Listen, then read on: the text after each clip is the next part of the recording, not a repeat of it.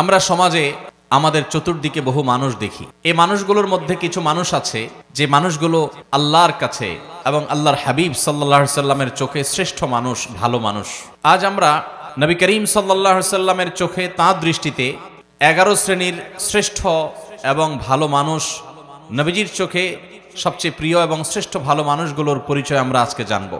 যে মানুষগুলোকে নবী করিম সাল্লাল্লাহু আলাইহি সাল্লাম বলেছেন খায়রুন নাস, আহাব্বুন নাস, আহসানুকুম, তোমাদের মধ্যে সবচাইতে ভালো লোক, তোমাদের মধ্যে সবচাইতে শ্রেষ্ঠ মানুষ, তোমাদের মধ্যে সবচাইতে উত্তম মানুষ। এই কথা বলে নবী সাল্লাল্লাহু আলাইহি সাল্লাম বিভিন্ন হাদিসে বিভিন্ন চরিত্রের কথা উল্লেখ করেছেন।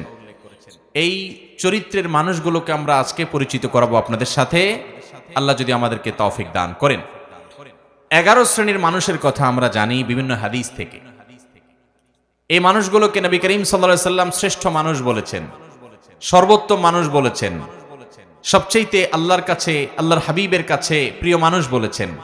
আমাদের সমাজে এরকম অনেক মানুষ আছে যে মানুষগুলো আল্লাহ এবং তার রাসূল সাল্লাল্লাহু আলাইহি সাল্লামের চোখে শ্রেষ্ঠ এবং প্রিয়, কিন্তু এই 11 জন শ্রেষ্ঠ মানুষের চরিত্র যদি আমরা কেউ ধারণ করতে পারি, সে হবে গোটা সমাজের মধ্যে সবচেয়ে শ্রেষ্ঠ, সবচেয়ে উত্তম, সবচেয়ে ভালো, সবচেয়ে নেক এবং সবচেয়ে আল্লাহওয়ালা মানুষ। আমরা সবাই চেষ্টা করব তো সেই গুণগুলো সব অর্জন করার। আমি এখন একটা একটা করে 11টি গুণের কথা, 11 জন মানুষের 11টি গুণের কথা উল্লেখ করব। আমাদের কাজ হবে আমরা নিজের সাথে সেটাকে কম্পেয়ার করব, তুলনা করব যে সেই গুণগুলো আমার মধ্যে কতটা আছে, কতটা নাই। এই 11টি গুণের 11টি যদি কারোর মধ্যে থাকে, তাহলে এই হবে সমাজের সবচেয়ে উত্তম মানুষ, সবচেয়ে টপ লেভেলের শ্রেষ্ঠ মানুষ, সবচেয়ে ভালো মানুষ। আর এই 11টি গুণ যার মধ্যে যত কম থাকবে, এই গুণগুলোর মধ্যে যত কম সংখ্যক গুণ যার মধ্যে থাকবে, সে শ্রেষ্ঠত্বের বিচারে তত বেশি পিছিয়ে।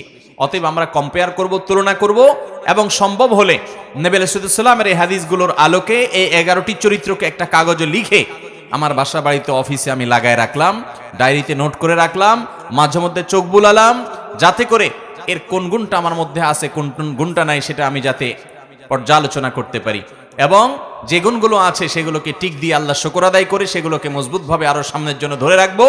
আর যে গুণগুলোর অভাব আমার মধ্যে আছে সেগুলোকে আমি টার্গেট নেব যে এই গুণটির অভাব আমার মধ্যে আছে, তাহলে এই গুণটি আমার মধ্যে অর্জন করতে হবে। এই চ্যালেঞ্জ যদি আমরা নিতে পারি, তাহলে ভাইরা আমার, আমাদের এই জীবন সাধনা সার্থক হবে, সিদ্ধ হবে। আমরা এই দুনিয়ার সংক্ষিপ্ত জীবন থেকে আখিরাতের পাথেয় সঞ্চয় করে, সংগ্রহ করে জান্নাতি হয়ে দুনিয়া থেকে যেতে পারবো। রব্বে আজিম, আরশে আজিমের মালিক আমাদের সবাইকে সেই তৌফিক দান করুন।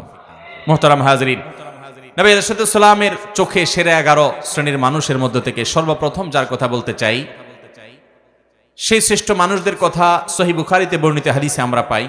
নবী করিম সাল্লাল্লাহু আলাইহি সাল্লাম বলেছেন, খায়রুকুম মান তাআল্লামাল কুরআন ওয়া আল্লামাহ।